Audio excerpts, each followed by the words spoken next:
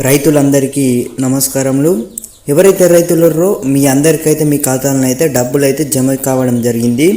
ఒకవేళ ఇంకా మీకు జమ కానట్టయితే మీకు ఏ రోజున జమ కాబోతున్నాయి, అలాగే నిన్న ఒక రైతుకైతే డబ్బులు అయితే జమ కావడం జరిగింది. ఈ రోజు కూడా ఒక రైతుకైతే పేమెంట్ అయితే పడడం జరిగింది.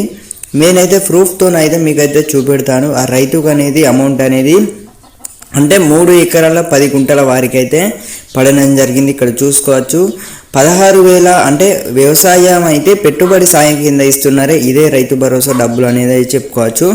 అయితే ఈ సాయం పెట్టుబడి మరియు ఇతర వ్యవసాయ పనుల కొరకని ఇలా అయితే మీకైతే మెసేజ్ అయితే రావడం జరుగుతుంది.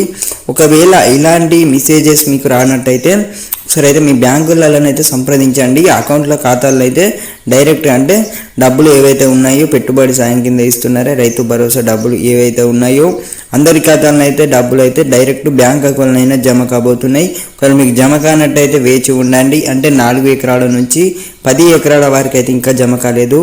అలాగే చూసుకుంటే మన 30 గుంటలు ఏదైతే ఉందో డిసెంబర్ 22 అంటే 22 అయితే అందరికైతే జమ అయినట్టయితే తెలుస్తుంది. ఒకవేళ మీకు ఇంకా జమ కానట్టయితే కామెంట్ అయితే చేయండి. ప్రతి ఒక్కరైతే 19 లక్షల ఎకరాలకైతే రైతు బంధు అయితే కట్ చేసినట్టయితే తెలుస్తుంది.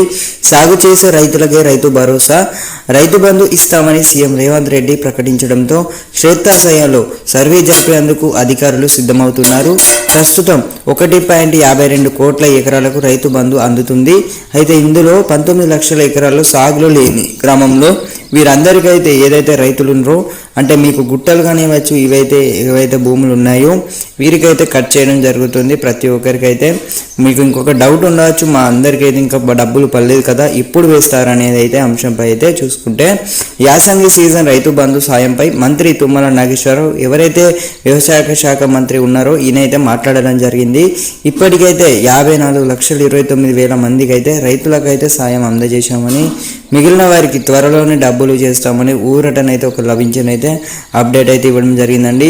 అలాగే మనకు సీఎం రేవంత్ రెడ్డి అతనైతే స్పష్టం చేయడం జరిగింది. మనకైతే మార్చి ఏదైతే 30 తారీఖు తేదీలోనైతే అందరికైతే డబ్బులు అయితే ఆ రోజునైతే జమ చేయబోతున్నామని అయితే చెప్పడం జరిగింది. లేదా